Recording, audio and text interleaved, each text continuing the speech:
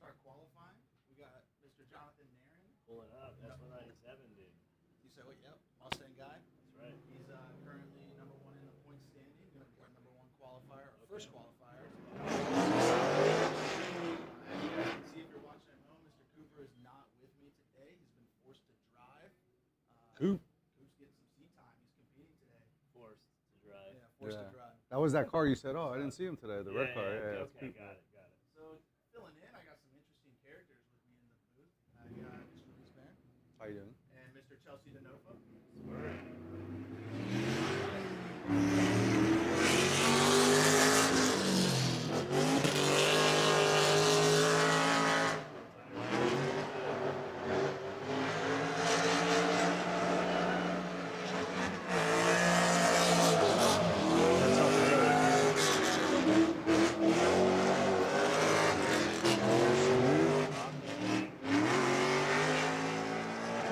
Maybe a little bit deeper in the first one? Yeah. In the last one? He's number one in points right now. Yeah. Smooth, consistent. You got, Reese Conklin? It's okay. It's all right. learn as we go, baby. Let's go. We get that too. So yeah, it could have been maybe a little bit wider in outer zone one. A little bit wider in the last Really outside good zone. steering input, good snap, quick angle, locked in, not a lot of adjustments. It's gonna give him a pretty high score. Yeah, for sure. Pretty Showing accurate. everybody No why. Mustang bias whatsoever, you know. Well, I was just saying, it's like the first run out also putting on a good show and doing what you need to do. So everybody else is gonna have to really turn up. Set the baseline. That's right. And I'm assuming now that he did that, his second run, he could just hang it out. Yeah. You know what I mean? Safe score, first run. Yeah. Let it all out. Second I think run. that's what I like about qualifying is that if everybody does just like a safe-ish run on the first one, we get to enjoy the fruits of their labor for the second run. Yeah. You know what I mean? Turn up. Have some You fun did turn with up, yeah. Low risk, big reward. Yeah, yeah, yeah. Waiting on these laps. Waiting on the judges to put in some scores. Haven't seen any updates. I know we got Mr. Andy Wright, second to qualify. That is LSV.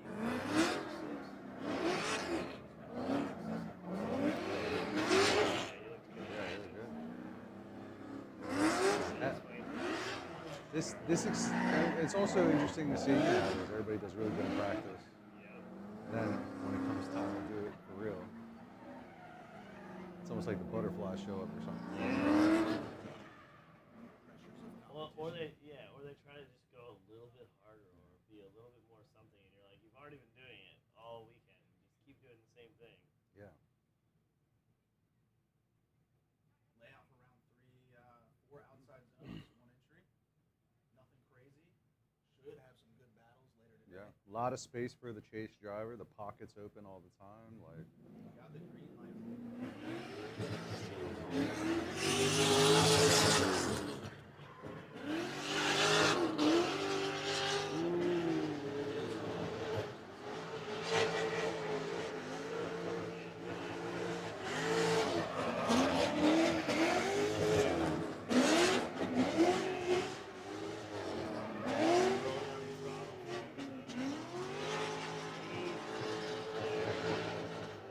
Still strong lead run. I like that he didn't panic after some adjustments that he made in the outside zone 1. And he just said, you know what, let me just keep on going, keep it smooth, and let me reacclimate for the next one. Yeah, you can tell he's driving and looking ahead quite a bit. That's the key. Yeah. You live in the moment too much when you're driving. You start making corrections immediately. But he did a really good job of going from being out of the zone and back in smoothly over a couple hundred feet. Yeah. Overreaction. Bad. Yeah. Yeah, kept it really smooth. And it would have been really chaseable for a lead, really chaseable for a lead run. Between the layout and the 2 runs we've seen, I cannot wait for battles. Yeah. Yeah. I think they're going to get pretty spicy as we go. Every live stream, I say the same thing. Thankful I'm not judging. Oh yeah. I don't want that. Like I can have fun. We can hang out up Yeah. here. Judging sucks. Making calls sucks, you know. Yeah, it I sucks. agree. I remember when I told Chelsea I was going to go judge, he's like, why? Why are you doing this? He's like, everyone likes you right now. Like, why would you, Yeah. why would you want to give that all up? Not making enough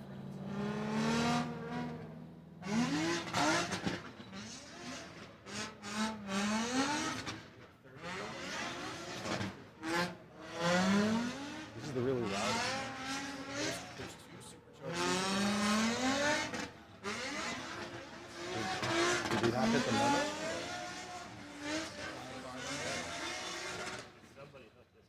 There's a lot of effort put into this car, and I appreciate that. Let's direct some of that effort into some exhaust modifications. My ears are bleeding from this car. I'm sorry, what? Yeah, exactly. But I saw him drive yesterday, and it was cool. I liked it. Yeah, he rips. Yeah, he rips. Locked in, ready to go. Waiting on a green light or a thumbs up.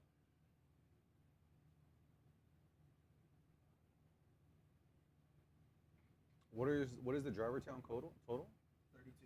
That's awesome. That's Which what's up. I love the more drivers, the merrier. I love to see like huge driver count, but knowing that nobody gets thrown immediately on the trailer after Yeah, qualifying is yeah. pretty cool. I agree. I'm very happy when I get to go to grassroots events and I see 32 drivers. It's a good sign of the community. Yeah. Oh, okay.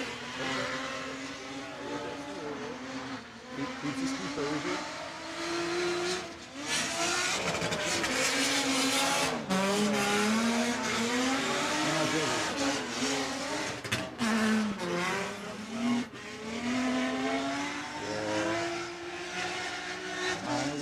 Rotated a little bit sooner for the last outside zone, but again, this is a really good example of a driver who's just keeping his composure and saying, you know what, yes, I made an error, but I'm not going to cause another error in efforts to try to fix it. So, a little bit of a stepped initiation, rotation, leaving one, two, maybe it's higher in there, but then fixes it for three, doesn't get out of the rhythm, but then doesn't quite get enough angle going into outer zone 4, so it pushes him a little bit wide.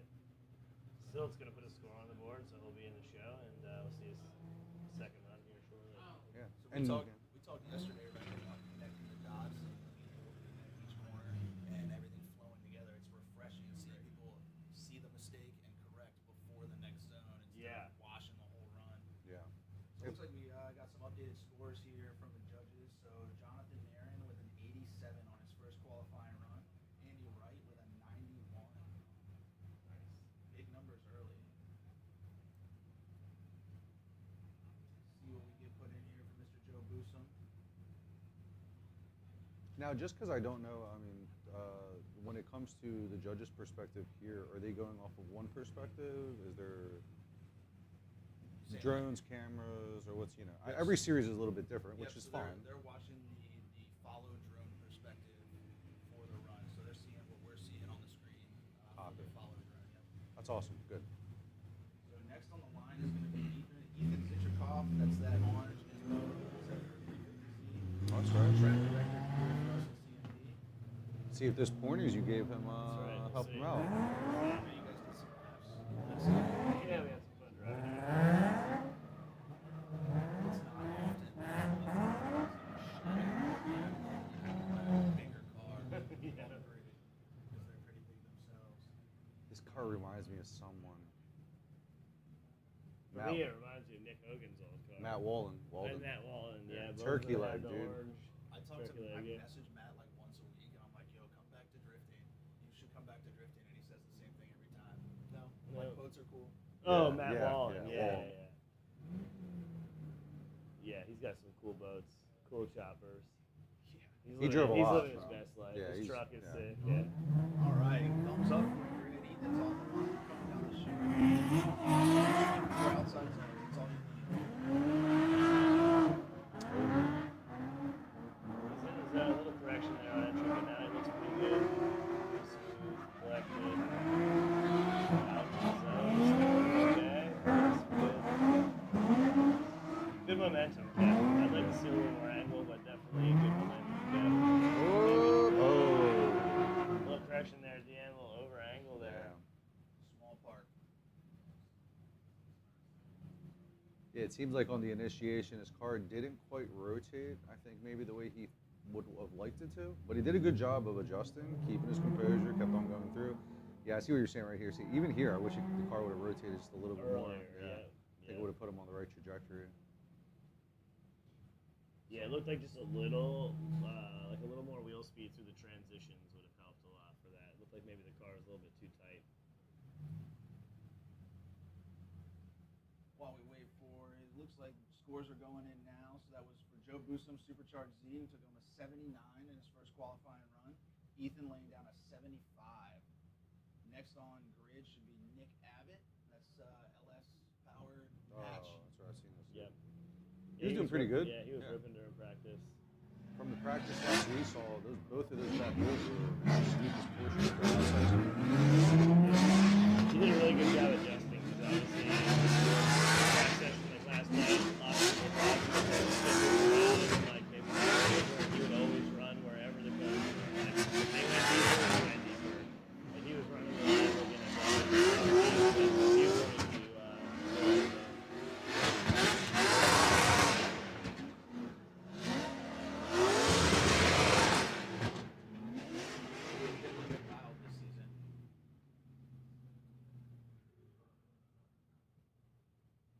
to smooth lineup. It was pretty good. It was pretty smooth. Rotated Dude, right into you place. can tell a lot about someone's concentration in the burnout box. Yeah, because when they're like really doing good donuts or understeers and all that looks very calculated, like they're in the switch has been flipped. You're like, ready. this dude's about to turn up. Usually. No pressure. No pressure. We'll see. Thumbs up. Green light from Darren on the grid. Nick's off the line.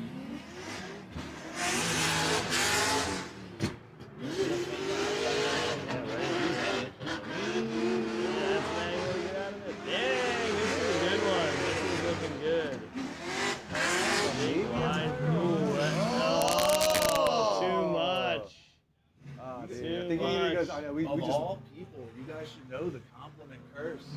Yeah. Can't say so many good things. That's our lack of experience right there. Sorry, you finished the run. Little loop and finish. Yeah, maybe drop the tire, leave in outer zone 1, and then definitely really aggressive transition into outer zone 2 that kind of pushed him 2 tires off. There's probably some marbles there too, which is going to free the car up a lot. Yeah, it looks like he got on right. Just a little deep in outer too. Sorry, he gets another one. Yep, that's why there's 2. It's another one. It's all good. So that's going to be a 0 for his first run. But like we he said, did get right back in the last zone and filled it really nicely. So he's definitely got a run to be able to put together. Looks like we got Mr. James Atkins putting some heat in the tires for powered E46. Let's see how he does. He's going to make some adjustments, asking for some good critiquing and advice. Let's see how it gets applied and produce the results that he wants. Yeah, every couple runs he would come up and ask me, hey, what do you think about that? You know, like what? Like, oh, the car looks too gripped up, maybe too loose. And I think he's got a pretty good setup now at this point. It's cool to watch the drivers start to understand the changes and be like, I see what you're telling me, but I didn't quite like it. I'm going to go the other direction. And you're like, perfect. That's great. Yeah, like, my answer is not always going to be the best one. It's just going to get you to try different things. We're kind of slow rolling in the seams. The outside is number 1. Yeah, there you go. There you go. A little more wheel speed. Right at the end. Comes out a little late. So he comes up a little shy on outside zone number 2. But gets it corrected for outer 3. Sounds like a little bit maybe misfire again. Yeah. I did hear earlier in practice he had misfire, so being down a couple cylinders is rough. Still going to put a score on the board, though. And if that is the case, like, you can totally see his car just doesn't seem like it has that long. Yeah. That could be driver well. That could be just driver not really committing to it, but it looks like he's trying to add angle. It's not one to do it. Yeah, a little early there. He'll still put a score on the board, though. So he'll have time to get it sorted and turned around and ready to do a high score for the next run. Hopefully it's nothing serious. Don't want to see him battling any mechanicals. Yeah. Nothing worse than battling a mechanical in a battle.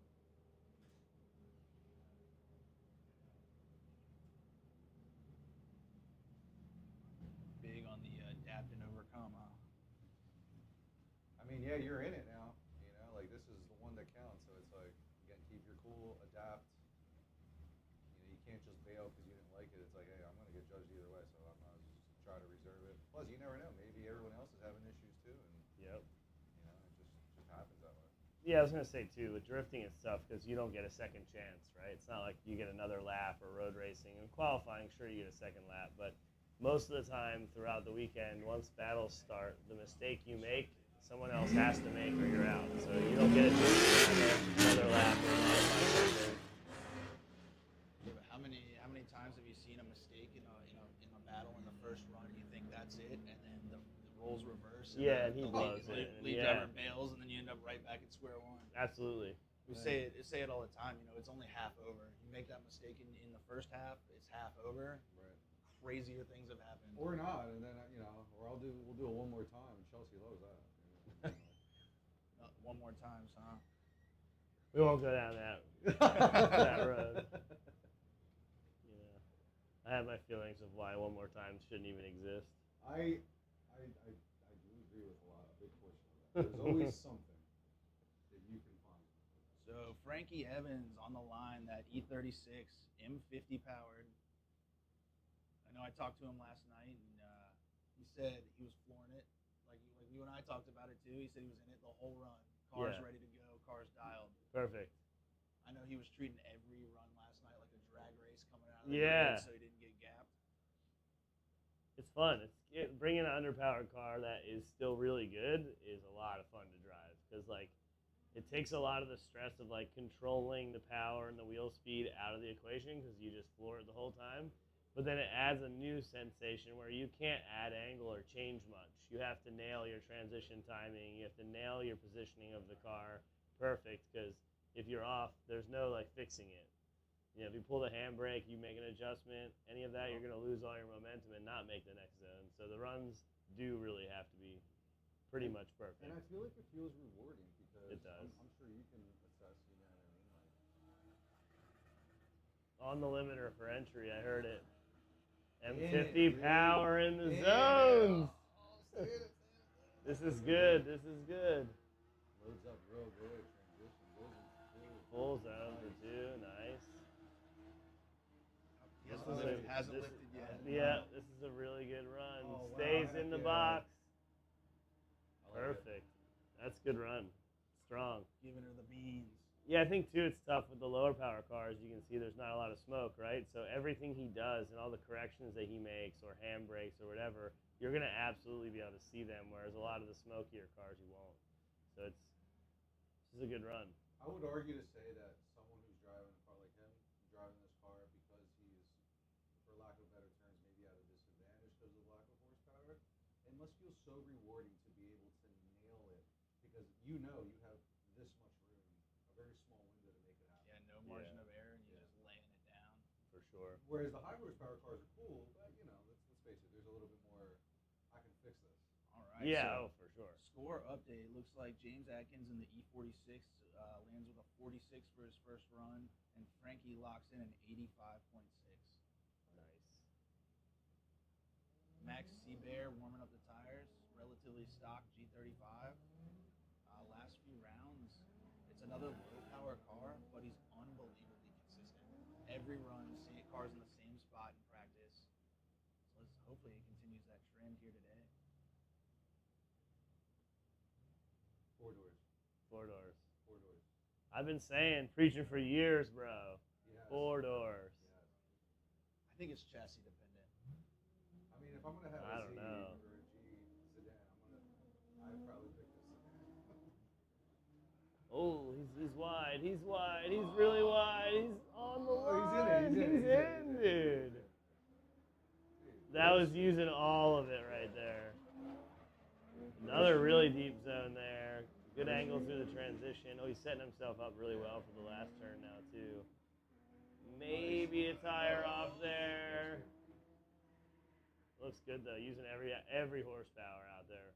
And that's another one of those slower cars that everyone you outside looking in may seem like a disadvantage in a slow car, but at the end of the day, in battles, a fast car has to chase that guy. Yeah. They got to be able to back it down and not make a mistake. It's definitely different because a car like this is going to maintain a lot more momentum, so at least you don't get jammed up behind them per se, but the whole lap you're managing your speed a lot more for sure. Everybody dropping tire off on that last zone there. which is obviously not a 0 or anything, but it's going to be a deduction. So he locks in an 88 for that run. 88. They like that big outer zone fill for sure on the edge. Trevor Rhodes coming up to the grid, 370Z, full bolt-on car. Oh, yeah. What do those make with? What do they make with full bolt-ons? 300, 320? Way more than that. Okay. I think those things make what 350. I think the VHR cars full bolt-on and good tune make close to 4. Wow, that's pretty good. 370, Nice. 380. That's what I'm saying, dude. Like, Yeah. what- Why do you have a DE in your car? I- How much those motors can't be that much? No, I'm Double the eyeing- horsepower I'm almost. eyeing those up in the HRs. I Perfect. think I know someone with a VHR for sale. Oh. They'll be here tomorrow. The hustle, the hustle. The hustle starts. Here we go. Out wide on the Oh, flick. save it, Oh, save it. no! Just a bit on the outside. Just barely in that first outside zone. Gets it Feeling corrected. all of the second one now. That was nice. Swinging that thing, dude. Dropping a tire on the exit again. Right, it seems like everybody's getting it. It definitely has 100 more horsepower than the Oh, car before that. Yeah. Definitely good recovery from that first outside zone. Yeah, again, kind of like throws it in, notices he's at a disadvantage right there, made a mistake, and then just kind of says, hey, I'm going to make sure I fill this smoothly. Yeah. Now again, this thing's cool, That sounds good. but give me a G37S sedan, and I'll take that. 4 doors. I'm I like curious. how I say that I have a 350Z. Well, you said chassis dependent. Name a coupe that's better than a sedan. So I like the G37 coupe that has the aggressive front end. Like those are good. Okay. But like on the E36, E46 sedan always. Yeah. So like that's I'm trying to think of another good example. Yeah. Like I always feel like the sedan. if you said here's a G35 sedan or a 350Z, I'm probably gonna take the Z. Whoa. Okay. Alright. Okay. After learning from attending Chelsea's class that the G35 is going to have a little bit more side load, based off of that, I'm like, I think I might go on that. Yeah. The G35 sedan is the one for sure. It's lighter, it's stiffer. Not that I'm a big G guy, but it actually I think has a shorter wheelbase even than the coupe, the G coupe. Really? Yeah, the G coupe I think has the longest wheelbase of all of them. So I had a G35 sedan for a little bit, and they're comically big on the inside. So like I'm not short, so I mount my seats all the way down all the time, and I'm like sitting in the car, and the top of the door is like at my the door shoulder, is so tall. and I'm like, this is weird. Like, That's Even how I the G- feel in the M5. even the I'm coupes are like, like that, yeah. you I sit have- so low. all right, so we got Mr. Michael Thomas on the line, 350Z, LS Power, from down or up my way, I guess, Hampton Roads area. He's a ripper. He is. He's a ripper. Yeah, him and Mr. Cooper drive together all the time. Here we go.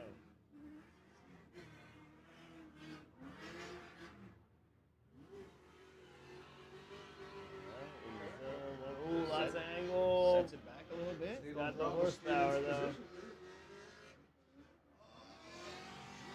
There be a tire off there, yeah. Is that a little early on the transition? Yeah, a little decel there before outer zone 3, too. Yeah, prior to the transition. Oh, no, I think that was good. I think We'll he let the kept- judges handle that one. It looked like, I mean, just from what I could see, it looked like he kept one tire in on the Yeah. back end there. Oh, yeah, for sure. Yeah, so had good, really good momentum, but then going into outer zone 3 had a bit of a stall up there, so that's not going to help his score, but being I like the committed toss. and lots of throttle through outer zone 1 is definitely Yeah. going to help. You like that? On Yeah, throttle, I turn do. in. That looked good. Smooth, fluid. I actually really like this track for the parking lanes that run across it because you can see how much angle they have at every zone based upon that, especially in the first turn. So it's kind of cool. Yeah, lots of throttle commitment for sure. All right, just got a score update here. So Trevor Rhodes in that 370Z picked up an 81.6 on his first qualifying, or maybe only qualifying run. We'll see. And waiting on scores to come in for Mr. Michael Thomas. Next driver on the line is going to be Adam Rozak. Just kidding. Maybe not. Maybe he's not driving. Chad Campbell's Corvette sitting out there, so maybe Adam's off camera warming up the tires. I don't hear it.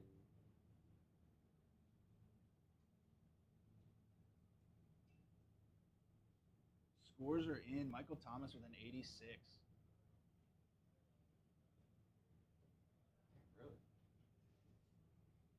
Really? Do you find it challenging to turn the judging brain on and off? Yeah. Or is it easy? Yeah.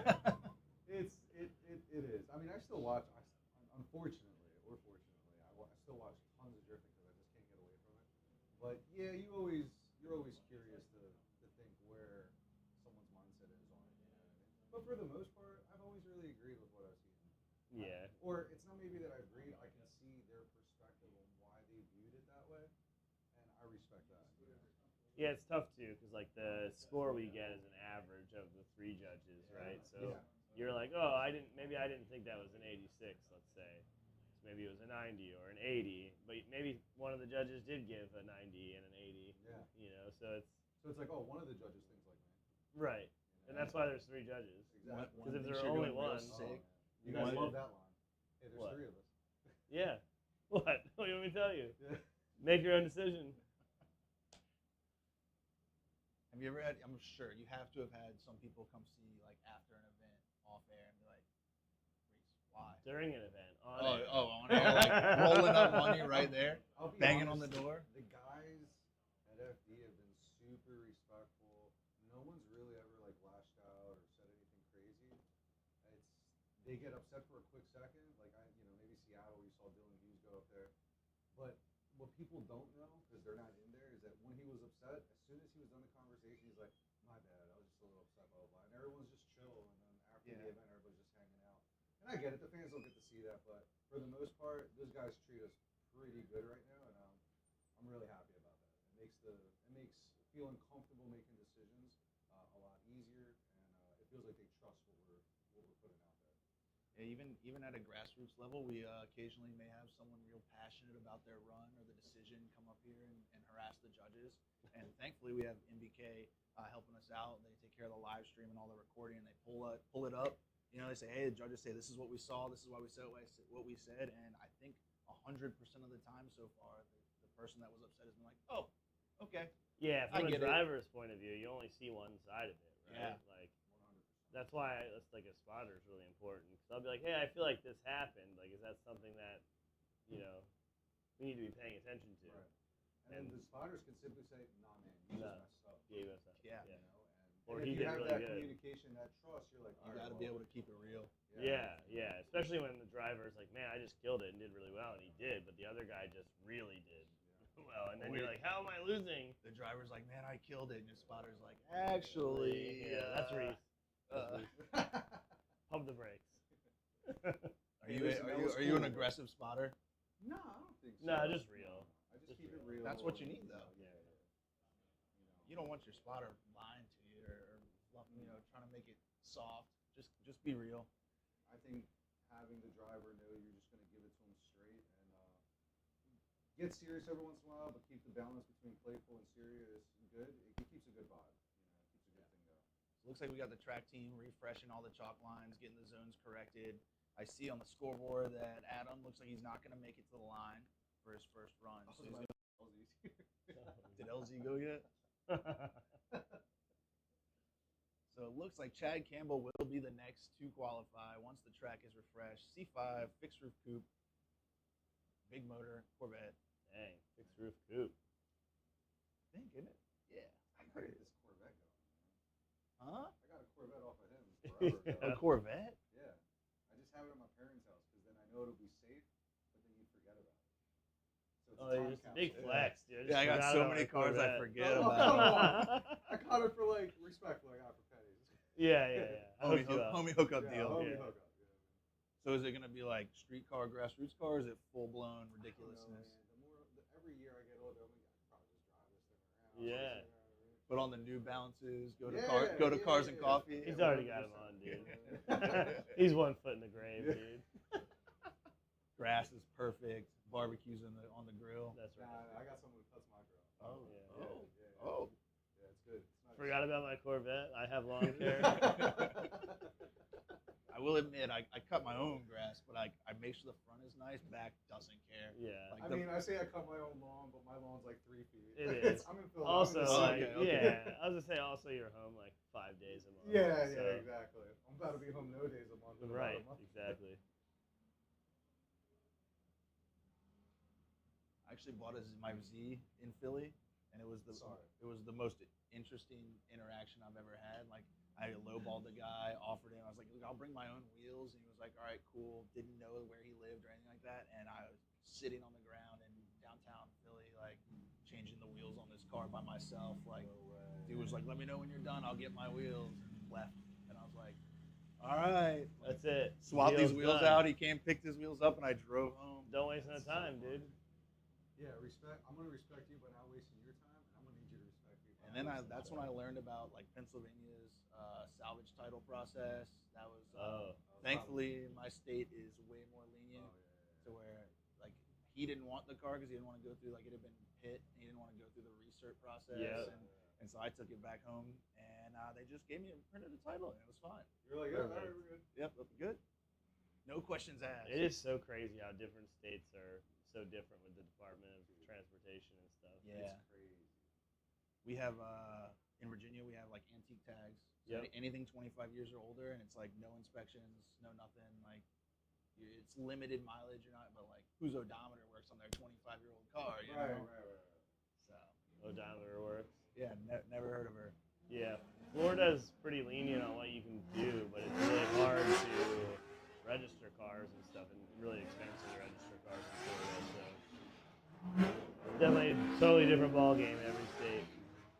And then I know they was the Montana loophole for a Oh, long. yeah. They're like cracking down on that. They are, You don't see as many supercars with Montana plates anymore. especially out west. I think for there's sure. some other states, but I'm not even gonna say the state. Yeah, we'll just- let it ride. Let it's it fine, be. It's fine. There's a good one for dirt bikes if you're I've into seen- I've supermoto seen. stuff. Yeah. We make it happen. Off-air All comms. right, here we go. All right, Jack Campbell off the line. C5 fixtures coupe. That thing is screaming. There we go. Got a tire in, both tires in.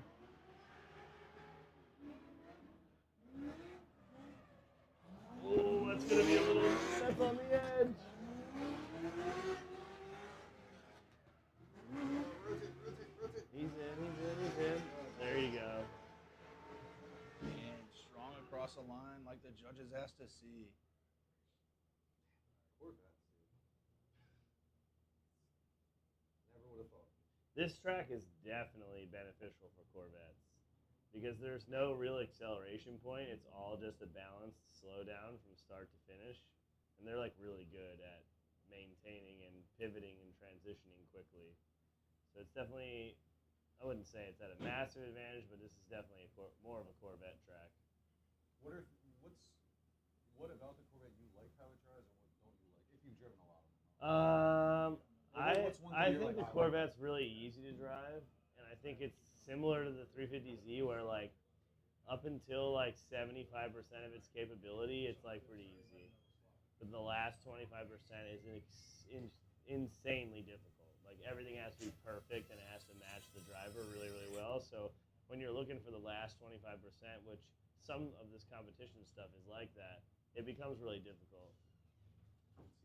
Yeah, and sometimes you have to end up relying on the fact that you as a driver can be really consistent and put it where it needs to and utilize what's good about the car. But yeah, you get it against some of these other cars that have a lot of forward drive or a lot of different style of driving where it's not just so fluid and it's more of like get it in the zone and leave the zone, and the Corvette it's a little tough for that. They basically road race around the drift track, even if they're at full up, Right. like and they're drifting and ripping. How they move through the turns is much more like a road race car.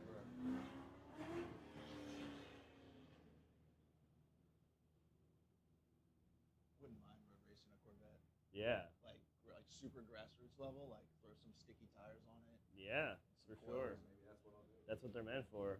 All right, road race Reese. How's it go? Road race Reese, Road race dude. Reese. Dude. That lasts a day. All day. Day. You'd realize how much it costs and how little time you get driving, I'd be like, and I'm out. you'd be like, I'm going back to I'm Jersey. packing up, A going long to E-town. time ago, I autocrossed one time. I'm sorry. It was like really short lived. The car like walked out and I laid into it, and they were like, "You're done." You know, you got to try everything once. You say, you know. Autocross is not it. You like upset the entire No. paddock in one run. They're like, hey man, yeah, just pack it up. Like, okay, Yeah. you got it. Not a big autocrosser here. Not at all. Autocross guys are just too uptight for what they do. Damn. You know? Tell me how you really feel, Reese. I mean, hey, Keeping it real. it's true. They get really uptight and serious. I'm like, you do know you're going around some cones, right? Oh, so are drifters. Yeah, but we look cool doing it. Okay. He's got a Fair enough. point. Yeah, we look way cool doing it. So we got Nate Roberts warming up the tires. It's a VR 30 powered 350Z. What does that come out of again? Q50. Yeah, Q50 and the newer Zs, right? I think so, yeah. Okay. So twin turbo. Does it sound better? It probably sounds a lot better. Sounds better. It's a got lot turbos. quieter, yeah. Yeah, I it's know, becoming a popular swap. They make really good torque, good power. What's the power? Like with just tune and stuff, like 400, 400. Cool. I know AMS makes a lot of Yeah. really good goodies for him. I don't want to go over 400. Yeah, 400 is good. I know, like with just bolt-on like replacement turbos and a pump, I think you can do like 600. Yeah, and they're just still stock style turbos. It's like we were talking about the new cars, man. It's like you spend $1,000 plus a tune and it makes it gobs of power. Yeah. It would have taken us forever. Right. Ooh, big flick. Deep into one. Oh, Ooh. he lost the wheel? He Lost no. the wheel. Oh my god. Uh-oh. That right there, I You like should that. He's stop. like, You just should bail stop. out. Not ideal. Nah. You know, it's you know, we see people over tighten lug nuts and they just shear off sometimes. You know, it's weird things that happen with those things. I've seen it happen. I used to always think like, how does that happen? And there's like a million reasons I feel like. Sometimes. Right. Everyone defaults to the like, this guy didn't torque his lug nuts, but there's a million things that could go wrong. I mean, it's happened to me, and I definitely didn't torque my lug nuts. For sure. At least you're I'll honest. take that on the chin. Let's get the drone in there. Let's see what's going on. Yeah. Oh, he went one tire off. That's good. Permanently. That's good. Oh man. That's good. Oh, committed. Commit to one tire off. What are we gonna do with these guys? I All heard right. them laughing, and now that they said that, it kind of ruined the joke because I already knew something funny was coming. But he was definitely one tire off, literally. One wheel off. Math checks out. So Chad, score update. Chad in the C5 Corvette with an 84.3. Nate obviously taking a 0 for his first run. Next on the grid should be Nathan McDuffie. That is the other supercharged 350Z. Got it. 2 of 2 loud supercharged Zs.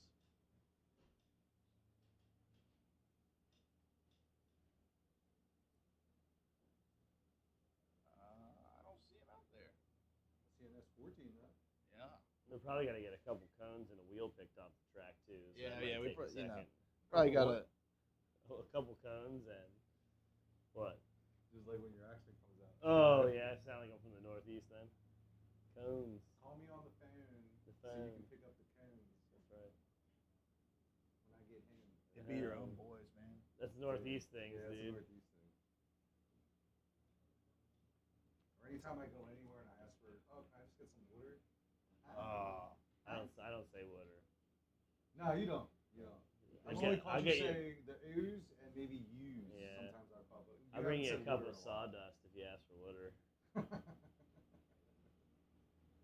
So you've done a bunch of laps, right? I've done a few here, yeah. You've done some ride-alongs this weekend, right?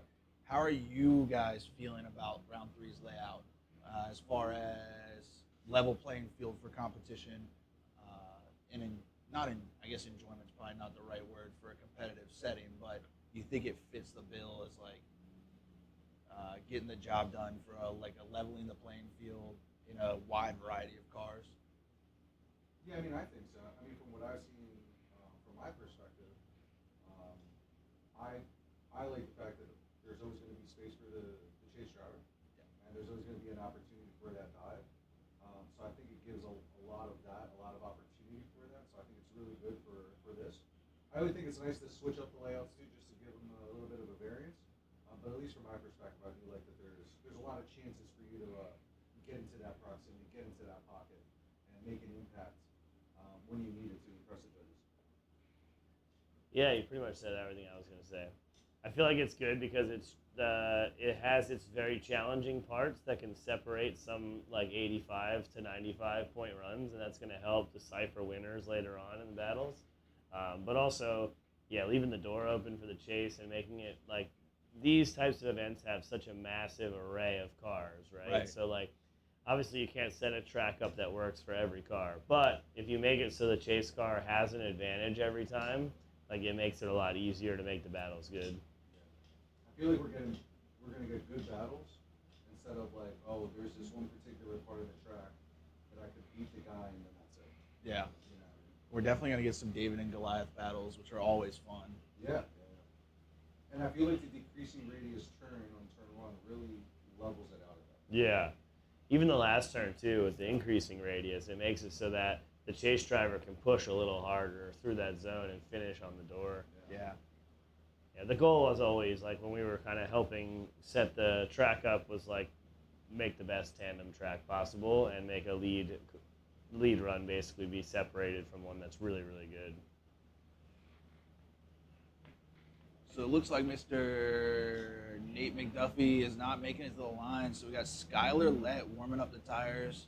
JZS chassis. JZS14, I believe. I do like the variation that we see from, it ranges from, you know, S chassis, BMW, GZs, everything. We got a little bit of Corvette, a little bit of everything. Huge array of power levels. As competitive as I think it would be, I think like a spec drifting series would be boring. It would be. I think visually, because I've argued with that in my head mentally about that, and I think visually, yes, it would be boring. Audibly, it would be boring. For the drivers, though, It would be Yeah. probably it'd be a insane. blast. So if you I were, don't know how you balance that out, but if you were gonna host a spec drift series, what chassis would it be? What chassis engine combo? I think it would. I think if I was doing it, it would be an actual chassis that you had to buy, and then have like 3 different or 4 different engine platforms. So that way, the car companies could still be involved. Like you could still have Toyota, Chevy, Ford, all of them, so you could have that engine package. Yeah. But yeah, just the chassis would be something that is just a purchasable thing. And like all the spares parts, all that stuff. So you'd take a lot of the requirement of a lot of fabrication and all the work out of it. So Skylar's off the line, down the straight, on the chip into outside zone Angle in one. it. This is not on throttle, but the zone is full. Gets a little bit of oh. good save, good save, good save. Good save to put some points on the board. That's definitely going to hurt him a little bit, though. Whoop, whoop, whoop. Seems like maybe just a bit of like gearing or turbo lag scenario where like it seemed like the car was late to light off everywhere. Yeah, I think he's looking. I feel like he's on throttle there, And then it spools up. Yeah. I think right here between 2 and 3, when he over rotates the car a little bit, maybe kicked it at the very end and over-rotated. I think that's going to play a huge role later in battles. Oh yeah. I think we're going to see some guys that overcook it there in the lead, and again, not judging, don't have to make that call, but Yeah. it's definitely going to ruin your chase driver's day. Yeah. And that's where I think in those scenarios, that's when we start to get the friction in judgment calls, because it's a judgment. There's 3 Yep. of us, and however they look at it, that's how they have to go with. And I'm interested to see how, if a scenario like that comes up, how they view it and what's their perspective on it. Waiting for an update on some scores here, but that's going to put points on the board. For sure. That's what you got to do right now in this position, for sure. See, next on the grid should be Mr. Jake Little, C6 Corvette. Jake Little, He has been absolutely shredding. dude, basketball Li- diary. Limited seat time. Not this year. He's been driving a ton this year, but in the long picture, there's a lot of guys that have a lot more seat time than he does, and he is. I talked to him earlier, and he said, all I'm trying to do is catch up. So he's driving every chance he can. Good answer. Yeah, it's a good answer. That's a good answer. He said, hey, You got he to said, practice if you want a ball, dude. I like this kid more and more every time I see him. Like, literally. Yeah, he said, look, he said, I know a lot of guys have been driving a lot longer than I have. I'm just catching up. Yeah. And he puts it down. He called me Mr. Reese yesterday.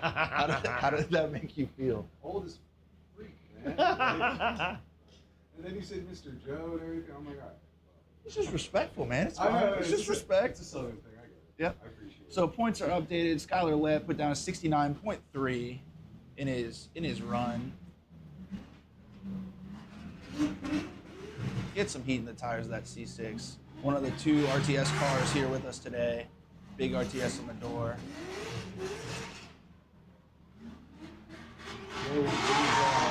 It was noticed that he was taking a lot of notes during the seminar. He was trying to absorb a lot of the information. I mean, you got to get the most out of every opportunity. Yeah. So it's cool to see someone, fresh into it, really trying to absorb and hopefully retain and comprehend a lot of things that are being said to them. Thumbs up from Darren on the grid. And down the chute.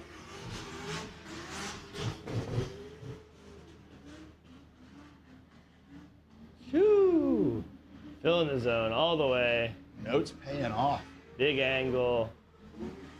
Nice. Yeah, nice. good filling of outer zone 2. Little short. Transitions were good though. Right. Wow. Yeah, this is a good lead run. I think this one's going to pay off right here.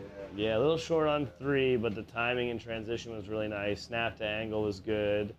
Just the positioning of the car. I'd love to see it like about 2 feet deeper. Yeah. Great entry though. On Mr. power J. early. Yeah, you return the favor. Huh? Mr. Mr. J. J. That's right. Looks like homework paid off. I know he was pushing real hard in practice, and I mean, it shows. Yeah, car looks dialed. Looks like he's steering it well, and that's definitely going to be a high score there. And I think there's something to be said about like the younger generation who doesn't worry as much sometimes. So they're just like, they're just hucking and chucking like whatever. He drives like he doesn't worry. That's for sure. So have you noticed a trend in worrying more as you've progressed in your driving career? I don't know if it's worry. I think it's more calculated. Yeah, more calculated because we know. All right, well, if I mess this up, like I know what's waiting for me. Blah blah blah. The amount of time and effort. The more we understand, the more we push it. Yeah. It's like, oh, I can fix that, and then you just keep going. I know as you get the adult perspective, and sometimes we joke a lot, like you make a mistake and it's like this got real expensive real quick. Yeah. Like More time consuming, right? That's the thing. Like, especially like in an adult life, you're like, I only have X amount of hours I can put into a car. If I wad this up, like it's going to be a long time till I drive again. Yeah, so maybe I shouldn't wad it up. Right. The problem is when you're an adult and you're by yourself making those responsible decisions, it works fine. Then you get your boys when around. You get your boys around. It Voices of reason. That's Yeah, right. yeah, yeah. So this is Here we Brandon go. Bonifay off the line. He normally drives the JZ RX-8, but I heard he's in a rental car. Krista Board gave him the C5 rental car. Okay. So this is, I think, his first lap in this car. I right mean, here. looks pretty good. It's filling the zones. Yeah. Good, consistent smoke trail for a good amount of throttle commitment. Yeah. Small tire off in outer zone 1, but the rest of that run looks really good. If that's his first lap out, I'm very impressed. Right. I think that's his first lap in that car. Chelsea, from a driver's perspective, in a qualifying scenario, would you set up your car? Maybe it won't be faster through the layout, but it's easier to drive so you can fill out every zone. Would you do that? And then when the battles start, would you start dialing it in more, or do you just stay consistent? I mean, obviously we work together. Usually I keep the car pretty gripped up and just take a little bit of the instant out of the car, like the amount of grip it has right off the bat, so that I can kind of feed the car and give it exactly what it needs. There's no real need to have a bunch of extra grip when you light off or when you change positions. So usually I'll just free it up in the fact that making it a little easier every time I have to make a correction or a change of direction. But the car's still, speed and stopwatch wise, would be very similar. Tight. Yeah. So you keep the speed the same, but you just make it more agile. Yeah, a little bit. And just take the edge off of like how hard you have to light off or hit it the throttle or things like that going in between each turn. Yeah, because that could visually show the judges maybe. Yeah, exactly. So it looks like we got some scores updated here. So Mr. Jake Little with an 87. Okay. And Brandon Bonifay with an 86.6 Sweet. in his rental car first lap. And Yeah, I can see those scores being similar because you see Little basically missed outer zone 3, big, and then the other driver in the black Corvette, he went tire off. So it's like very similar in terms of score. Consistent judging. So we got, this looks like Mr. Jacob Taylor warming up the tires, 370Z turbo setup. Is that a VR or is that a... That's a VHR. Okay. Turboed VHR. Okay. So pretty spicy then.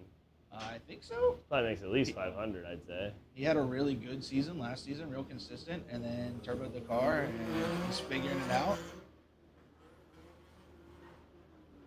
Oh, that adds some angle.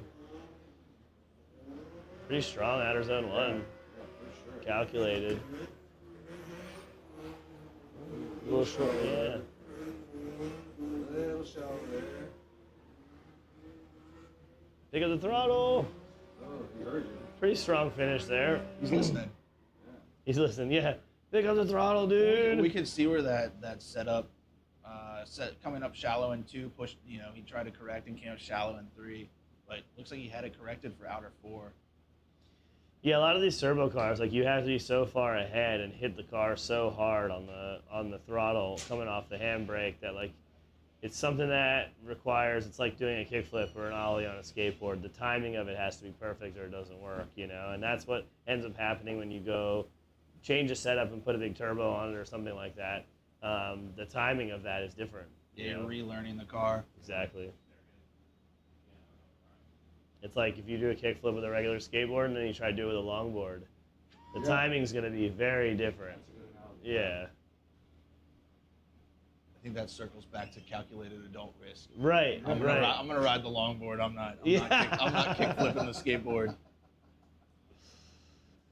Well, we weren't talking about riding. It was talking about kickflipping. Yeah, just so you got to kickflips. kickflip one of them. Which one are you kickflipping? Oh yeah, then a skateboard. Yeah, right. right. That's what I mean. Yeah. Something that's quick and snappy and things like that. I'm gonna mess up my ankles. Yeah. We're limping tomorrow. It's fine. Yeah. So waiting on one more score to lock in for Jacob Taylor. Maybe. There you go. And he ends up with an 80.6.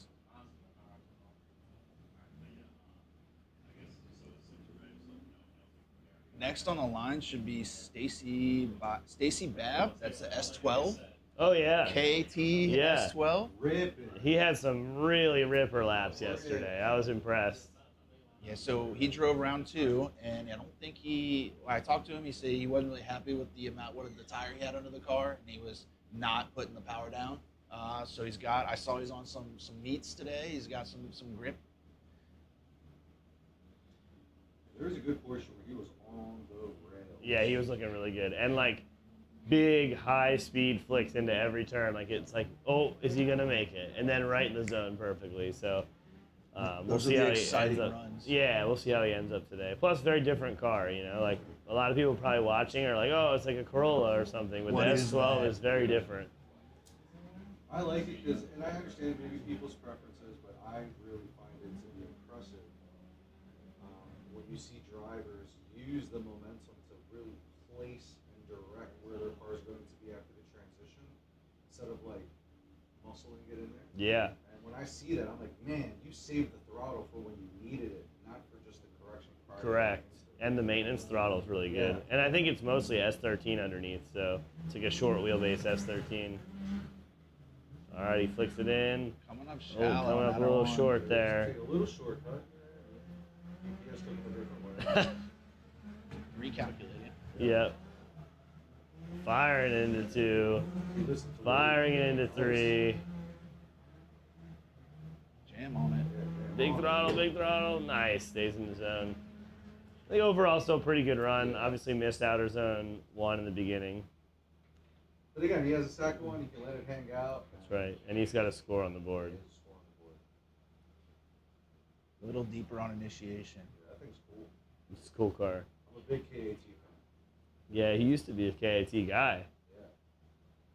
I had I What? did. 10 pounds of boost, 330 horsepower. He said KA people. Dang. I just had to stay in third Yeah. gear, dude. SR till I'm I an SR20 die. guy over KA for sure. Yeah, I mean, I feel like I had an SR first before. I had What- two SRs, then I went to K. 'cause there's I- no. Just remember, there's no bad SRs, only bad SR owners. Well, That's not true. even bad SR owners, bad SR tuners. Oh yeah, we didn't as a country, we didn't know for a long time. Dude. Hey man, SAFC fixes everything. Oh my god. So Power FC, bro. It's funny you say that. My car has a F-Con in it. Hell yeah. I just watch. F-Con's sick. I don't turn it up, and I watch the air fuel, and I'm like, yeah, it's still good. Hell yeah. So we got, this is Brandon's brother. So Brandon drove the rental vet. This is Tyler Bonifay. This is supercharged 1UZ. So we're speaking on, we got the S12 with KT, and then we got an S13 hatch. Oh yeah, this car sounds cool. It's got a Yeah. little Hellcat line to it. Yeah. It's a little throwback to what we used to see back in the day. Yeah. Crazy swap and stuff like that. That's tragic. If you catch him in the pits with the car running and you walk up to it and just walk up to it, he has no problem letting anybody whack the throttle. I do it all the time every time I see him on grid because it sticks out of the hood. Oh, got it. But it sounds so Oh, cool. no. I don't know how strict they are, but Well, I know he's been fighting mechanical issues all weekend. Yeah, he said it was cutting out and losing power to the that's what car. it looked like it did there. It's same. And then it seemed to do it again on the next turn, so it's definitely possible. Yeah, he said he was fighting like an overboost issue, Oh yeah. and it was breaking up. So hopefully everything's okay. I think he said logs, we was seeing 22 pounds of boost, which was like more than what it's supposed to be. That's a lot of torque on the hit with that roots blower.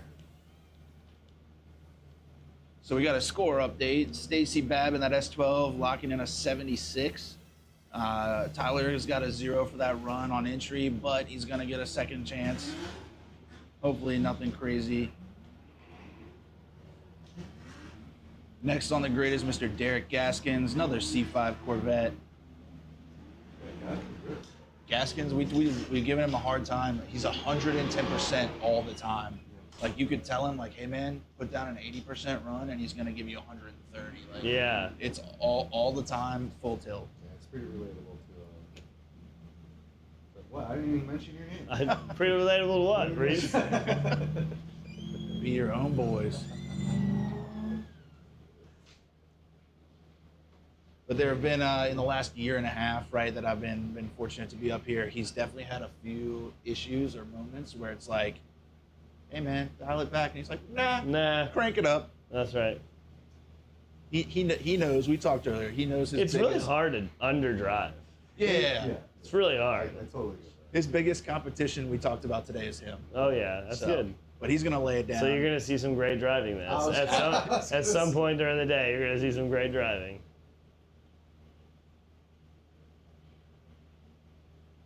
All right, thumbs up, off the line.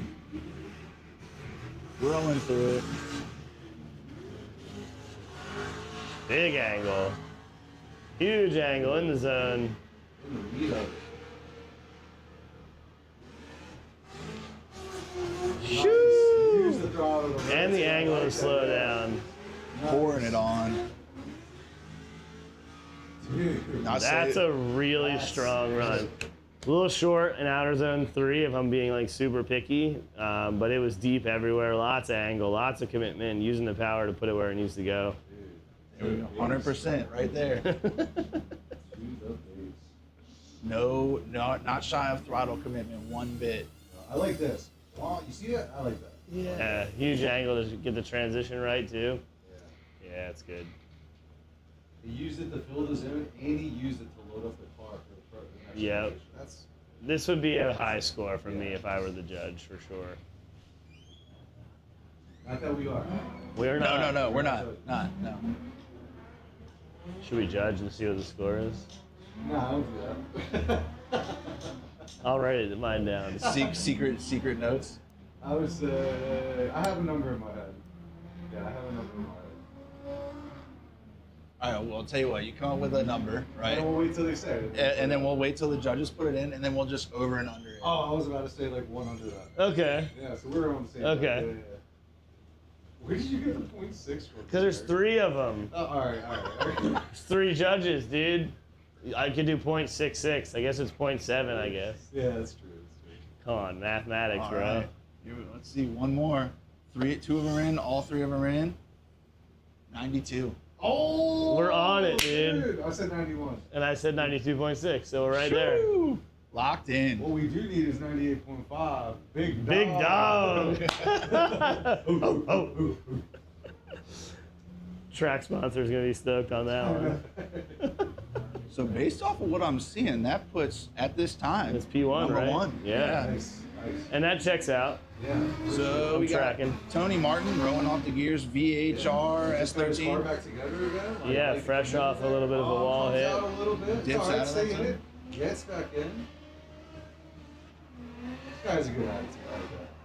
Oh, it's gonna be Keep it close. going. It's gonna be close.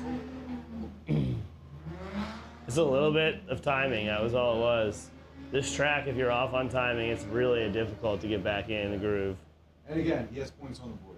Yeah. Take a deep breath, It's a run. reassess, go back out, shoot a little higher next time. No big deal. Yeah, it was just this little lift he did right there before the zone. Yeah, like you said, the timing. The timing for the transition threw him off a little bit here. The timing here a little bit.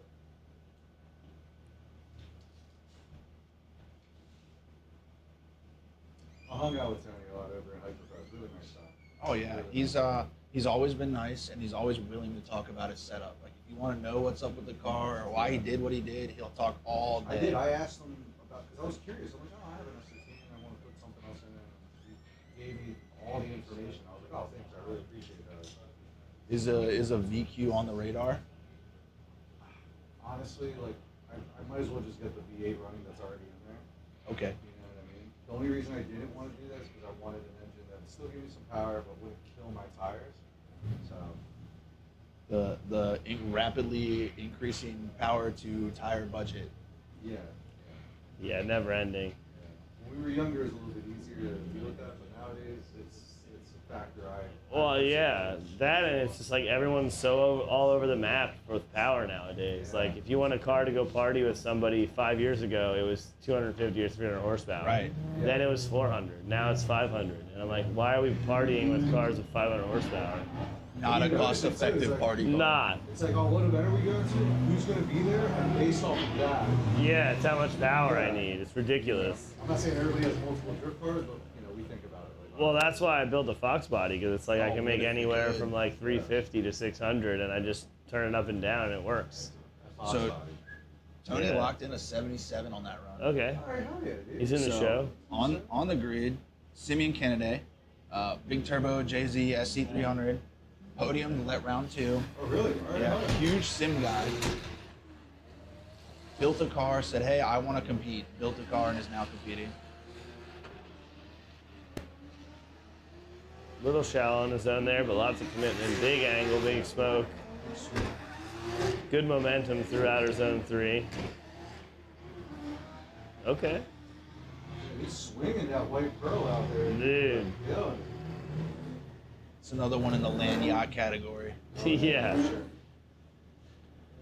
Misleadingly long. That's how big that car is. Yeah, for sure. Misleadingly long. That's a yacht. So For yeah, sure. the front bumper, like the center of it to the wheel is like 2.5 feet. It's so long. Like you gotta I would be running over every inner clip ever in that car. Your transition timing really has to be on point. Yeah, right there exactly. In the chase.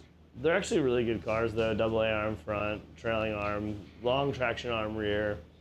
So it's kind of cool. I don't think you got the respect you deserve. Yeah, I know.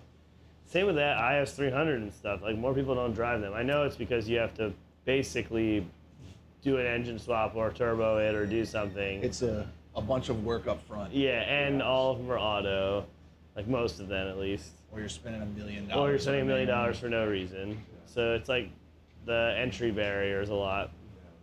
Cool cars though. Definitely feel like the cost of entry in drifting is like a trend, but I feel like it's the cheapest now that it's ever been, but it might not be the chassis people want. Yeah, Like, I think I agree with that, and I think there's now just an abundance of actual used drift cars, whereas Right. like for a long time there wasn't. You bought a car and planned a budget to build it, and now Yeah. you can be like, oh, I can buy something that's like 80% of the way there, and at least has most of the parts I need, whether they're right or wrong. Imagine going back to a time like I think my first 5 or 6 S13s were like under $1,000. Yeah. Yeah, my first one was like a mint running driving car for $1,200, Dude. and I was like, I could lowball this guy more. Same. I had like a 38,000 mile 91 S13 coupe that I bought for 1,200 miles, like all original SE, like SE but no sunroof. It was like the Slick weirdest top? thing. Oh, Yeah. Someone ordered that. Yeah. And it was like $1,200, and I crashed the shit out of it. The trade-off, we didn't have a lot of parts for it. None. JG All right, here we go. 370Z. Tristan, is this Tristan Whoa, Sinedra? super wide. Gets it back in the zone though. Pretty deep in outer zone too. Good angle transition. Oh, that was dangerous. Little wide on 3. I mean, but- he's definitely wide everywhere. Shoo. And I mean, I know he had some trouble. He was talking about having some trouble on the trailer getting here, and his practice last night was super limited. And I think he got here like after driving, and so I think he only had practice this morning. But I feel like the fundamentals for the layout are there. Just some small tweaks. Yeah. And he's going to put a score down here, so Yep. he's the deepest driver in outer zone 3 so far yet. That was Yeah. really deep. We have somebody check if the mic is working. Yep, I get him. Yep, so score in for Simeon in the SC300 with an 80. Tristan's scores are updating now.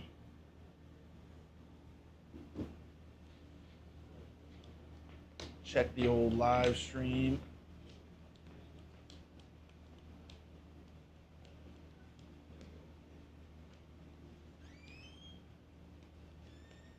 Josh. Apparently the mics are not working on the live stream. They are? Good. He said me. Check. Is it working out? Check. Mic check. Big shout out So what's it MBK all Productions for keeping us squared away, keeping the drones flying, keeping the stream rolling. This is another thing with drifting I think that's grown a ton. Like the live streams are really, I think, important for people to be able to watch and enjoy and Yeah. have something to share with everybody that can't necessarily make it to the events. Yeah, 'cause I remember we didn't have live streams. We didn't have different drones. Drones changed drifting. Yeah. Look, grassroots, like way back, grassroots was like three of your idiot friends sitting at a table watching from like ground level. Yeah. Nice. No problem. All right, so we got Mr. Todd Cooper, V8 powered S13, pulling up to the line. Normally up here in the box with me, but today he's driving. Joe G told him, hey man, drive. He's like, you just got your car back together, you got it squared away, time to do some laps. So off the grid he goes, throwing through the gears. Oh, Running super wide. Filling outside zone number 1. that was great. That was good too. Yeah, good. 3. Big flicks, big angle. Looks good. Lost a little angle toward the end, but really good. Really Put that thing- Bobble there. put that Yeah, thing on he's the chip. stoked, hand out the window. He's gonna throw it down at the next one for sure. He is pumped. Yeah. Dude, that was huge Yeah, on that was entry. awesome. Big angle. Big commitment, dude. Dude, that's almost perfect wall ride there. Good transition. I Yeah, like this how is a he- good very run. calculated. Good angle early for outer zone 3. Scores aren't in yet. What's the over/under? We think new number 1 qualifier. Oh yeah, I don't it know. could be very I close. don't know. My The very question- end was like where I was like, I don't know. Yeah, I just don't know how they're gonna judge the last little bobble. Yeah. So well, score But I think this is update. gonna be a new P1. Tristan in the 370Z with a 58.6. Todd Cooper's score is still not updated. They're dragging their feet. on edge here. I think this could be a new P1 spot. It's gonna be up there, that's for sure. It's either it's more or it's just a tiny bit less. It's one of them. I think it's a whole point more. The whole point. Yeah. 93. Yeah. All right, let's see. Scores are going in. 91.6. Oh, I was wrong. Close. The bobble. The bobble. I just look at it like, was the bobble as valuable as maybe some of the mistakes that they might have made? But we'll see. Yeah, because that outside zone one was killed. Right. That's what I'm saying. Like, how much better could it have been until the bobble? Yeah. So Not much. 0.4 off of P1. Yep. He's there.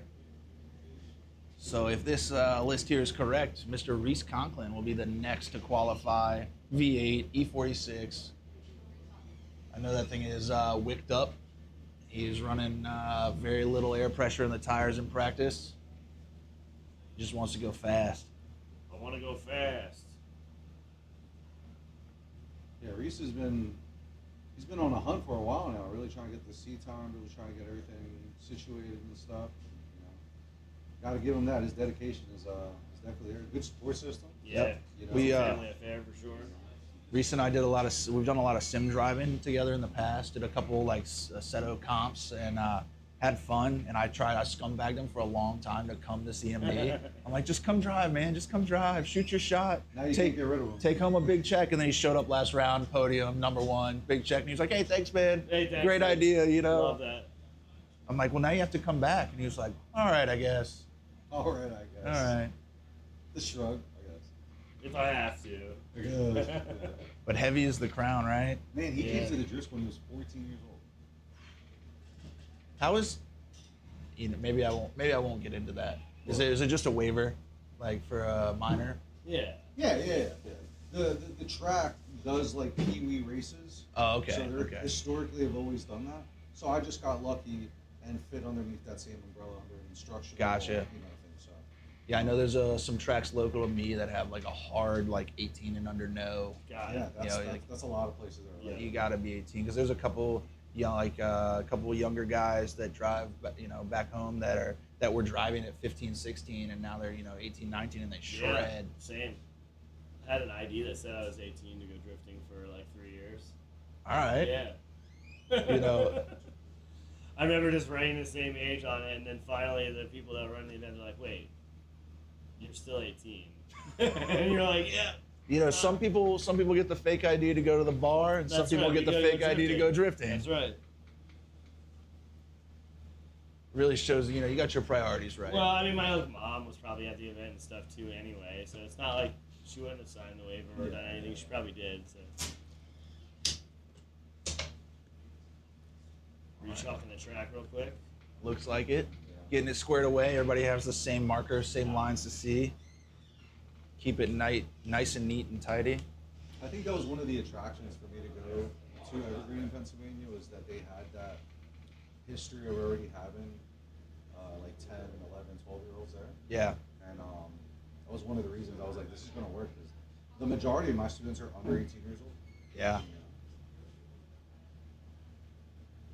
Do you guys have a problem with the other street car community in your area, like the takeover kids? Like, is that a big deal? I think it's been dying down. That's At good. least for me, I haven't really seen too much of it. I will say I've had takeover guys try their hand at the school. I was gonna say, do they come to the school? Like, They try, but they immediately get checked pretty hard. And then I said, hey, we can do whatever, but I'm going to record it and it'll go on the internet, and I know it'll make you look bad. So like, whatever. Keeping it real. And like the one dude's like, I can click third, and I'm like, hey man, you can click third in your Charger, Hell, little kitty cat, whatever the hell you have. But if you lift, you're gonna hit that wall. 2 seconds later, after going out, shifts to third. I'm like, all right, stay in it. Lifts, and as soon as he lifts, even his friends close their eyes, like, oh my god, whole front end ripped off and everything. But you live and you learn. You know what I mean? I think he actually sold it and ended up getting some G chassis and is now trying to go legit. Okay. Go legit. Go legit. Yeah, it's like a thing in Florida for sure. It's become so bad that now if you just drive a drift car on the street and you're not doing that, cops are pulling you over and stuff. So Yeah. that whole scene has definitely killed it. That, I have zero care for anyone who does any of the sideshow shit. I've expressed myself many times about that. Yeah. The team recently, we drove final bout, so we did the Chicago cruise. Yeah, sick. And so they expected like 100 cars at the Grid Life meet. That's supposed to be like, you know, event people only, and the address got leaked, and then they ended up having like 300 cars, and there was a line down the street because people couldn't turn onto the street, and the cops showed up in full force because they have such a problem with takeovers. That they just got reports of like cars blocking traffic. So there was like 30 cruisers showed up, and they're like, everyone out, and then they realized that we weren't doing any of that. Like, we were just trying to park. Right. And so they weren't cool, but they weren't as bad. That's good. Yeah, so at least they separated the but two, it was because we get clumped, like drifting gets clumped into the sideshow stuff all so the time, bad. and it's like, man, I know you don't know and you're not educated on it, and it's not your job to know, but like, man, this is bad. Yeah, you know, like, the immediate response was like, like we're in trouble, but it worked out. It was okay. I mean, you can tell a lot of them don't know. I mean, I remember many moons ago, we were in a situation, cops showed up, they went to our friend's car, oh, I know, sorry, and they checked the front tires. To see if they were warm. And they were cold, and we're like, see, we're not doing anything. We thought we were fine until a more experienced guy showed up, touched the back tires, glared at his partner like you're an idiot. Yeah. And then he just told us to leave. So this was before takeover, before everything. You're not getting asked to leave for street drifting anymore. Yeah. No. You're definitely getting popped for some takeover. I think crap. I think everybody has some good stories, you know, from of like course. when the cops were cool. Yeah. Like I can count many times where they're like, just get out of here. And Yeah. you're like, yep, no problem, on my way, going home. But now we're takeover kids if you go street drifting, so Yeah. not ideal. Straight to jail. All right, so it looks like, I'm looking at the screen here, we got Mr. Nate Roberts back on the line. I am, oh, maybe not. Just kidding. Gotcha. Oh, he's warming them up.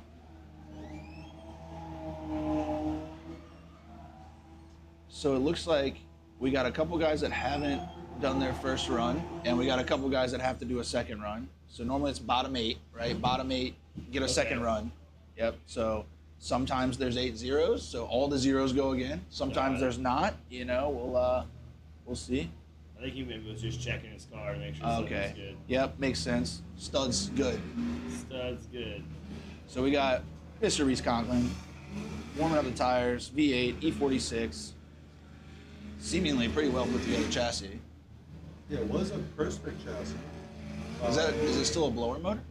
I'm not really sure. I don't think so. It was Dan Movino's chassis that was a Prospect. Okay.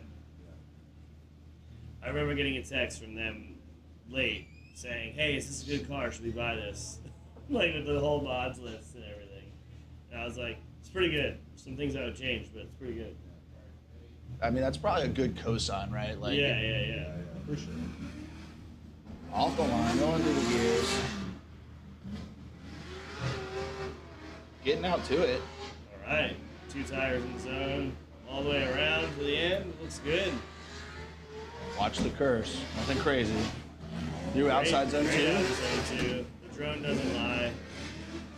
A little shallow in 3, but got a tire in there. And really strong out of zone 4. That's good. That's good. That's a really good run. I think that could be a contender to be pretty high up there. Yeah, I think it's really good. Very calculated. Very good first run. And if he has to take a second run, obviously I'd like to see some more angle and a little bit more aggression. But, I mean, that's not necessarily what gets you many more points. I definitely feel like Reese has like a good balance of like a having fun demeanor, but still taking it very serious. Yeah, When for sure. in the car. This is a very serious lead run right here. Yeah. He's a product of a really good environment in drifting, and just happens to be around the right people. Yeah. Yeah. It's definitely interesting seeing the drivers that come out of different regions based on what their home track is. Like the guys that drive like E-Town every weekend compared to the guys that drive like a paved oval every weekend. Yeah. They definitely bring completely different styles to the table. Yeah, I think too, being around a lot of the RTR guys and stuff too, because obviously they go way Yep. back. with lawn and all that. So I think that kind of helps grow that a bit. Yeah. Definitely right place to develop. Yeah. Definitely good environment.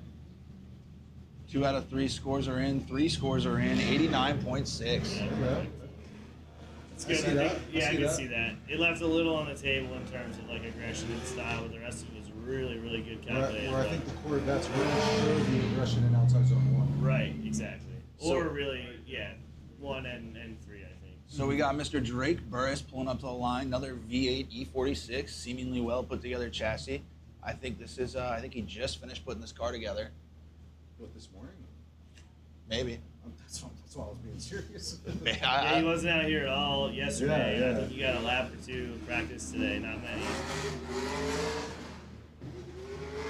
Wow, all right. Okay. Oh! It's the wedding cake coming out the hood, dude. Yeah, That's what it was. that's Too what- much. The wedding cake. Well, the big box. I know. It's wedding That's cake. such a good term. I'm gonna have to pin that one.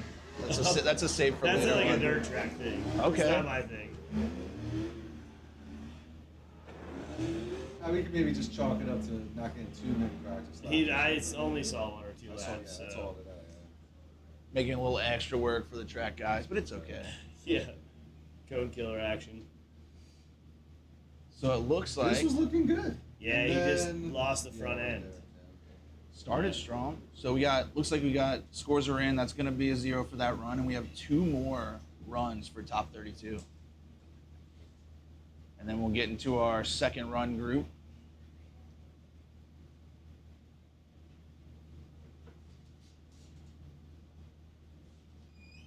Just washed out a little bit there in Yeah. 4. Just the timing. Once you dial in the timing, it'll look really good out there. Car seems like it does what it needs to do. This track is really heavy on making sure you're doing everything ahead of the next zone. Yeah. And the planning is important. Just like we were talking about earlier, that one inch off on timing, and it's gonna snowball. Yeah. So It compounds with every. yeah, seeing the guys correct from it between zones is sweet, but it's such a quick thing where it could go real south real fast. For sure. This guy wasn't here yesterday. I think he should have late, but he got some practice this morning. That is AJ. I'm gonna butcher his last name, so I'm just not gonna say it. But V8 S14, not warming up the tires, hand out the window. Not. Hopefully it's okay. Oh, I heard it light off. Maybe. Look at that M5 though, dude. The people Big hauler. boy out there, dude. I think it's the biggest car on the grid. It's huge. How And it much- drives like that. How much power does that thing make? A lot. A lot. Yeah, way too much. Oh, okay. Like, Is it it's anything on low crazy? boost right now, and it's like 700.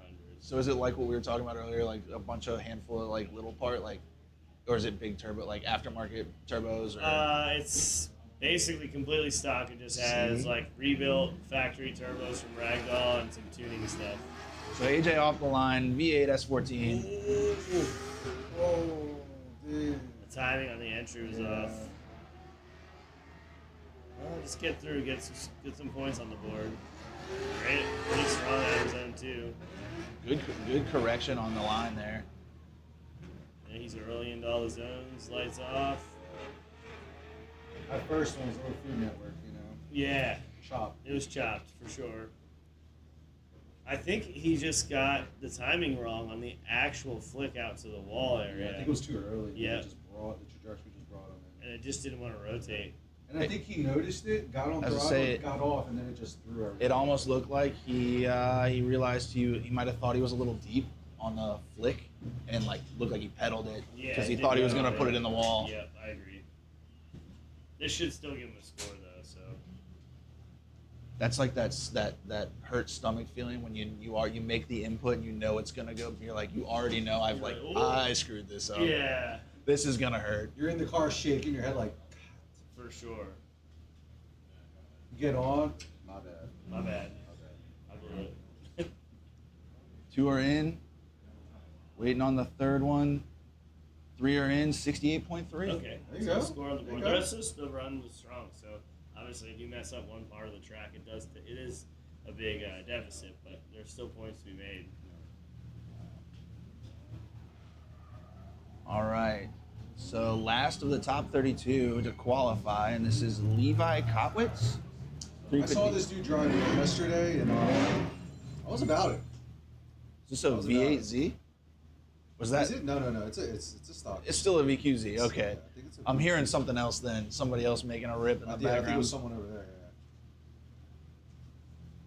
Yeah. I don't know if he's going to do it in this run, but I really like the way he was using the car to place himself into the zones after the transition. So hopefully I get to see a little bit of that because I was enjoying that. There was this Z and then a red Z that started really getting it, and I was like, heck yeah, dude. Like seeing the input come to fruition. Yeah, I really like when I see people know how to calculate the load and chuck. Like it just not just relying on the throttle. It's they have a healthy balance of everything that's going on in that car, and they try to maximize it to place and give accuracy to what they're doing. Off I the think line. a lot of that's just putting a purpose to the thing and showing the car what to do instead of just letting it do it. Yeah. Oh, stay there you go. Stay in. That's that quick push right there. Don't skip class. Yeah. If drift class comes into a track near you, don't skip I class. always am like, dude, why are you not going to the school? Pretty strong second half of the run. I mean, Yeah. little corrections in outer zone 1, but that's still going to score pretty high. Bonus points for Z volume. Z volume. Yo. It's quiet. It's quiet. I Great didn't even job. hear it. Great job. We should just. You should get If stop only, points just for that. yeah, I was gonna say if a judge could incorporate volume or sound into style points. Look, I'll be honest with you. Even when I drive my VQ and stuff like that, I put earpieces on. I listen to music because I refuse to listen to that. The trumpet. It's not quiet. Nah, only if I'm listening to salsa, then I'll put that on. I'm like, all right, well that's trumpets. So let's go. Your car's not super loud anyway, though. Yeah, but in the car, you're like, this is a VQ. It's a VQ. It's a VQ. Say the only thing that I liked audio wise in my Z, other than a good stereo, was induction noise. Oh, yeah. Like if it's just quiet and you just get induction noise. Oh. Yeah, sounds good. Sounds best once I turn it off. Yeah. I mean, I can't say very much because like a lot of the BMWs sound pretty bad too. So You said it on me. yeah, The older ones, it's added turbo and it helps. yeah. The newer ones, I had a student Trust that me. showed up with a 328 with the Burple tune on. Oh yeah. And I was like, he was like, I need to get rid of that. I'm No like, muffler and a burble tune. That's the MO for BMW people. hell of a come off the line, combo. pop, pop, pop, pop, pop. I'm like, bro. Start talking. Those are the people like that leave the drift event that we're here spectating and like they're like I have to rip on it Yeah, when I pull huge when I D-cell leaving. Yeah. So it's Yeah. like, I'm like, oh my god. and it's like no one at the track noticed. Please Yeah. stop. Yeah. Yeah, Alright. the M5 doesn't have like throttle bodies really. It uses Valvetronic, so every time you let off the gas, it has to like close the Valvetronic or open it, so it does like a brrr every time you let off the gas. And you're like, how do I get rid of that? And you're like, you can't. Oh, okay. That's how it goes. And you're like, that's what they sound like stock. You're like, yeah, it's just they have enough mufflers that you don't hear anything. And you're like, all right, start putting the mufflers on. That's crazy. All right, so Levi locked in a 77.6 for that run. That tracks. Dude, BMW with like indigestion. Yeah, that's what it sounds like. So why the M5 as for a 4-door 4-seater party car? Why the M5? It's kind of selfish. I just always wanted one of those cars, and I could not justify owning one. Okay. And I was like, I really wanted this year to, or even earlier last year, to build out an M5 to give experiences and share drifting with more people at once. And I found an M5 in a 6-speed manual not far from me for a reasonable price, and I was like, let's do it. All right. So it's one of those cars that doesn't really require a lot of modifications to make power. Like I said, it would in stock form with just a tune, it was really enough. And then just it has really good room. I wanted to do a Grand Coupe originally, but there's no room for the rear people's head. So this car you can fit 4 grown-ass men in it. And have some Happily. fun. Yeah. I've actually always had a sweet spot for like E39s. Okay, yeah. Like M5 E39 is good. 540 i6 is good. They're great. The reason I didn't do that, one of those though, is they have steering boxes. They don't have steering racks. Yeah, they literally have pitman arms and stuff like a truck. So does so does my Sierra. It's cool. Yeah, it's the same. So, bad for drift. Yeah, not great. I think you can probably make it work, but There's, I was not. there's probably somebody that's put like a E46 rack or something in there. Sure. Do they do that? Do they put like E46 racks? I don't know that many people that do them. Like the earlier, smaller engined ones have steering racks. It's just the V8 ones. So there must be no room with the oil pan or something. Yeah. But yeah, I mean, an E39 M5 is like almost the same price as the F10 M5. Crazy. So I'm like, I think I'd rather have a twin turbo V8. Yeah, It makes gobs of power. Like easy power. yeah, it's like 800. Like I said on low boost, and the torque is nuts. It's like 750 at 3,000 RPM. Jeez. Yeah. That thing's fun. I got in the back this time. Yeah. I drove in the front at Englishtown. Yeah. And I feel like it's more dynamic when you go into the back. In the of rear, Get that for sure. swing. And I was like, man, this thing's pretty cool. It's comfortable. You know, Yeah. those seats you have in it Sick. are Well, you probably always worth see, more than the like- car. I don't know. They are worth more than the car. Oh, they are worth yeah, more than the Yeah, car. they're like $6,000 a piece. Oh my god. Well, you see, Well, I like, hit up Ricardo, they're one of my partners, and I was like, hey, I need 4 seats for this, but I need like something that will fit larger people too. And they're like, okay, cool. And they're like, oh, we're out of everything, we don't have it. I'm like, well, the car has to be ready in 3 weeks. So they sent me 4 carbon podiums that are okay. like the most bougie seat you could physically buy. Like I think retail is like $6,000. 3-week requirement fulfilled. Yeah, fulfilled. I was like, thank you so much, because this is making this car way cooler. Oh, it is cool. You get in there, I'm just like, damn, this is cool. Man, I'll have to catch a lap in that thing Yeah, later. yeah, you should. It was not necessarily a diehard BMW guy, but it's definitely refreshing to the standard like copy paste party car that it's Sure. like LS 400, GS 300. Right. Yeah, everyone's like, I need something immediately with 4 doors. Yeah. Or it's like E46 sedan, but then it's like nobody's comfortable with 4 people in that. Right. Yeah. We had an E36 that we built with 4 seats, and Oh, it that's right, works. yeah. It's just like basically the behind the driver needs to be someone smaller. Yeah. And then you can have two other people that are normal sized, but definitely need a kid or someone small for the behind the driver scenario. Yeah, those E36s you put together would change my mind. Yeah, they're really good. Can't beat those cars. After a full week of just testing these M3 E36s that he would set up, the mental realization where I'm like, damn, these are pretty sick. So all right, He hated so it for back a to long the time, back to the spec series. What about a grassroots spec series? And it's like, here's your E36, like 328. I'd take a 3, yeah. Like- I would Yeah, I take an think M3 E36 for a grassroots series all day. Yeah, If he we sets kinda- it up, I'm driving that. We kind of talked about that, and I'm like, we need like a B-spec series where it's all the cars that are like the 350Zs, the 3-liter and smaller BMWs. No swaps allowed. Yeah, no swaps allowed. The KAS 13s, like can't even do SR. It's too hard to manage how much power they make. And like you just have a whole series where it is just the cars that like we build that are super fun to drive. Yeah, You know, and like really challenging. which would probably bring the cost way down. Way down. I just 'Cause don't know if you're- everybody would watch it because it's like there's no like real articulation of cool driving happening. Yeah. I think a series like that would be good. It just in order to make it impactful, you'd have to have an all-star lineup. Yeah. At least for 16 drivers. It's like, because now you get to see him in all these crazy souped-up cars, and then for the people that know are like, man, these guys are on even playing field. I'm definitely trying to watch this. Yeah, for sure. You know, and I think once general public gets a good idea of what that is, Yeah. uh, Well, you know, it would be positive. we talked about like the advancements. We were talking about it yesterday, right? The advancements in technology and drifting and the support. And it's like there seems to be a wave of people that like skip that Miata or the stock S13 or like, you know, they go straight to something ridiculous and like, Yeah. and you can do well and you can excel, but it's like then you see them drive something like an E36, like 328, and you're like, they're like not having a great time. Right. Or it's like you watch like a rain event or you know, something like that, and you're like, that guy's never streeted in the rain. I could tell. You can definitely tell. You know, so it would be really interesting to see, you know, people that are like at that top tier level come down to like grassroots cars only, like duke it out. When I see pretty well known drivers that can switch up into that, that impresses me because I'm like, all right, like you're not just a one-trick pony, you know.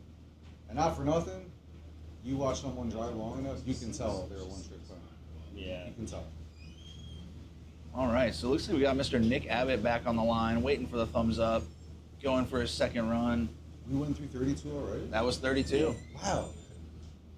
So on my list here, that's self-updating from the judges and our track team. I have 5 drivers showing right now that are making a second run. So I don't know if that's just the zeros or if they're gonna. So you got 1, 2, 3, 4, 5. There's a lot more zeros, so we'll see. There were a few people that didn't make it to the line, unfortunately.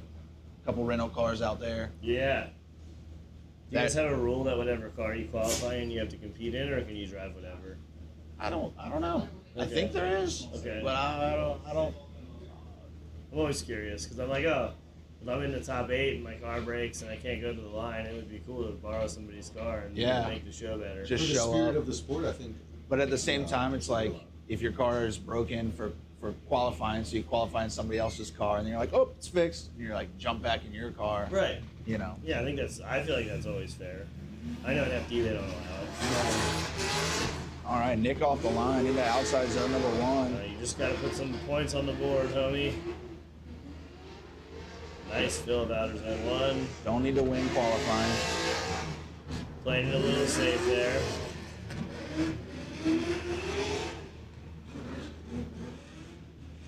There you go. Points on the Full board. pull. I've watched him drive enough to know that was a reserved run. Oh, of course. That's the like, I need points. Yeah. You got to get in the show before you can really show who you are. I feel like not trying to think of the right term. Like qualifying is like a necessary evil. Like I want to see battles. Like let's get to battles. Yeah. But everybody's got to qualify. You got to get the bracket looking good. Yeah, it's so weird how at first watching the battles was such a people were so happy to hear that, and then now you hear people saying they want qualifying again, and I like both, you know what I mean? But I'm here for the battles. Yeah, for sure. So he got 86.6 on that run. Solid. Safe points, Smart. nothing, no crazy risk. Yeah, and he'll fall into the bracket somewhere where he'll probably have a pretty good first battle, not like someone who's struggling and not someone who's really killing it. Yeah. Looks like that's Mr. Chandler Crawford, E46. Mostly stock. Drivetrain wise, I believe. Bunch of good bolt-on suspension parts. He missed his first run, didn't make it to grid. So this is his first qualifying run. Where's that gray G35? I don't know. Maybe he wasn't competing. Maybe not. Yeah, he was killing this one. He was doing really well. Chandler's a huge sim guy. Like Okay. lots of sim experience and then applying that to driving. Just shallow on that, getting into shallow. it. Gets into it. It looks like he's pretty maxed out, even though he's shallow. There you go. Deep in outer zone 2. Ooh, it's going to be close. It's a little late, but he did fulfill it. Oh, no. Oh. That's going to be a judging call for 3 tires off there. Yeah, maybe he didn't see that. They didn't see that. See what? See what? See Nothing what? to see Run here. that back. Oh, we can't. Sorry. Definitely one of those guys though that took sim serious and said, "Hey, I want to build a car to compete," and he's slowly working his way into it, and it's definitely cool to see. The sim generation is crazy. It is. I just see it so much now over the last 2 years, and it's like everyone that comes to the school from the sim world does so good. I find myself correcting different things for them than I would Different bad a normal habits. person. For sure. But I don't know if it's because they're younger. I don't want to say it's because of the sim, but I think it's because they're younger. They're a little bit more receptive Yeah. to what you're saying. And I think they just kind of look at, well, what do I got to lose? Let me listen to this guy. Yeah. And then when it works, they're just like, all right, like, this is kind of what I should do. Yeah, I think there's a pretty good understanding too, because I've obviously taught some sim drivers as well. When they come into drifting and they're driving for real, in like IRL as they would call it, it is one of those things where they know that it's not perfect translation because they're actually so educated in the sim stuff that they're like, oh, some of these models are old, some of these tire things are old. Yeah. Like, we're making the best of the scenario here. And I think they're a lot more open to kind of have the discussion and say like, hey, you can do this in the sim, you can't get away with this in real life. You know? It's also hilarious too seeing the sim, the guys that started on sim and how it applies to real life, and then you take the guy that did it in real life and try and teach them on the sim. Yeah, I can't drive on the sim at all. It's impossible. It's like that just sucks. It's hard. I mean, Reese has seen me try many times. You do good. Give yourself some credit. I mean, it's a struggle. He takes the time to adjust everything, and I adjust my settings too on the car. But I enjoy the sim, but he throws down on the sim a little bit. We're just busy. Thank you. I feel like you're being gracious. So Tyler Bonifay, Supercharged 1UZ S13, second run. Fingers off the crossed line. he gets a full pull here. Yeah, I know yeah. he's having Keep car it trouble. going. I mean, It's looking good. Yeah. it's like we talked about earlier, just driving through those issues. There you go. Good, He good, did good. it, he did It's it. all good. It's all good. There's your really early into outer 3 you've been looking for, or outer 4 you've been looking for. That's a full pull. It's full pull. That's points. It's good, man. Another Stress is thing over. too on the sim is that everybody's settings on their wheel are different. Everybody's Yeah. settings on their game are different. Yeah. Everybody's preference and feel like what you think it should feel like is Yeah, different. yeah. Every mod is different, and so then when you try and help somebody, none of it translates. I mean, that's how real drifting is too. Yeah, For sure. that's I'm true. like, oh, I want you to do this. Like, and they're like, okay, and then we change the car to help them, and then maybe they don't do something that leverages that part of the car. Same scenario. Yeah. I'm pretty lucky to live like 10 minutes from Sim HQ.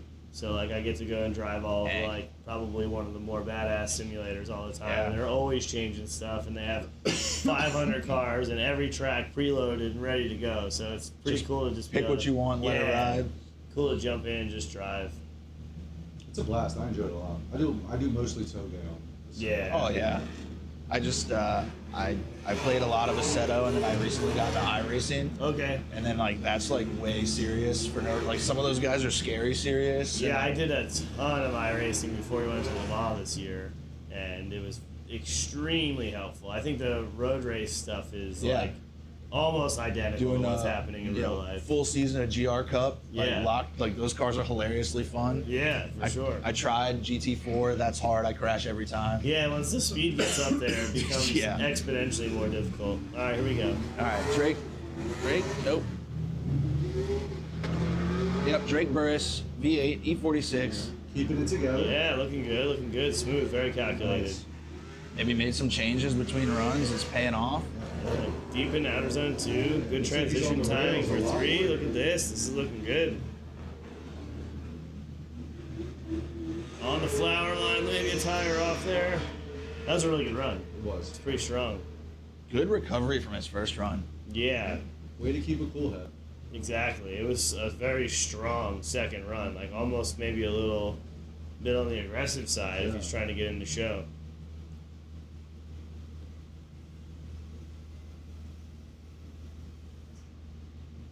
Yeah, if I was a spotter watching, I'd be nail biting the whole way through. I'd be like, oh.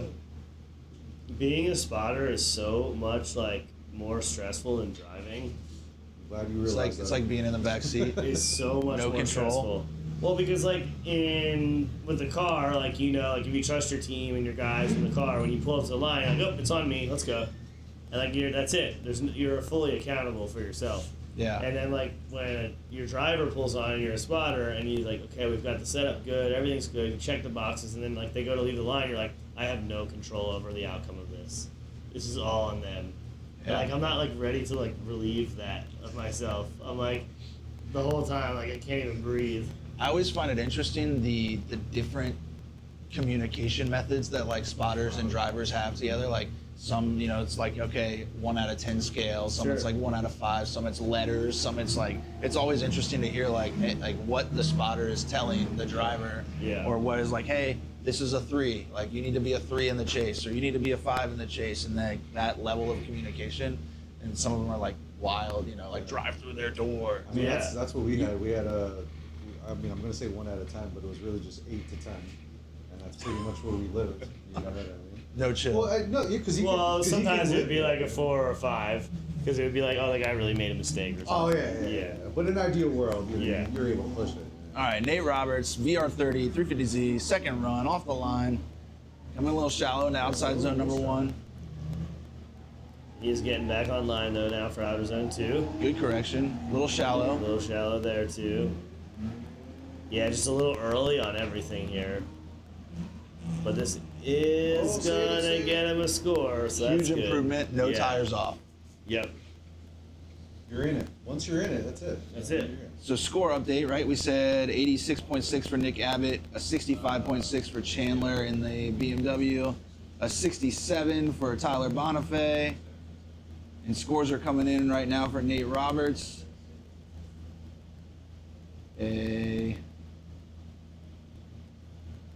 One more, 2 out of 3. Two out of 3. Judges, man, like what are you gonna do? Yeah, I don't know. What do you do with them, Reese? What do you do with judges? Scores are in Nate Roberts with a 56, We're just and then lollygagging up there. Drake Burris with an 86.6. Nice. A lot of tic-tac-toe. I spy with my eye. You know, a lot of that. Hard life up there, huh? It's I'm It's sure. the I'm sure. aftermath. It's the at the trailers after the event. That's Yeah. the scary part. You don't know which direction that's going. Who's coming Everybody's for you? normally chilling. Yeah, but, yeah. like, Totally chill. you don't know what kind of shit you're about to hear. And if you do, you're just like, you good now? Or Are we cool? are we good? You gotta be. Yeah, I'll see you tomorrow. All right. All right. I hit him with the line all the time. Like, I have no choice. It's your decision. Yeah.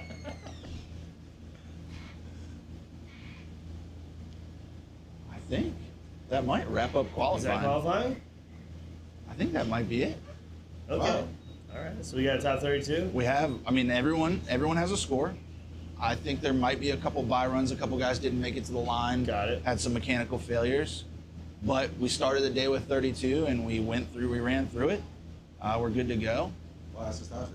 This was a very smooth qualifying. Yeah, it was. Yeah. Efficient. Drama and free. repaints and all that stuff All in there. repaints, rechalk, Yeah. and everything. No real mechanicals. Yeah. Yeah, shout out to the guys on the track keeping the chalk fresh and keeping the cones upright. Yeah, this is really Some good. drivers make it difficult, but they're doing a great job. So we got. I'll say the layout here and the size of the track, you see it on the internet one way, then you come here, and I was pleasantly surprised how much bigger. it It's a really lot was. larger of a It's a track. lot larger. I will definitely give the guys that are doing the layouts and Joe and the track staff guys huge credit for the making the most of the space that we have. Yeah. Yeah, because like our car, I'm running like 105 miles an hour wheel speed here on an infield of a track. Yeah. It yeah. sounds really crazy when you say it like that. Like that's not normal at all. Gotcha. So once again, thank you guys for hanging out with us during qualifying. We're going to cut to a quick commercial break, and then we will be back at 3 p.m. to start some battles. When we have an updated bracket, it'll get posted to the Catch My Drift Facebook.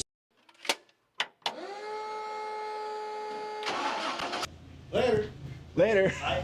Oh, we're back. Cut to a quick commercial break. We'll see you guys at 3 o'clock. Later.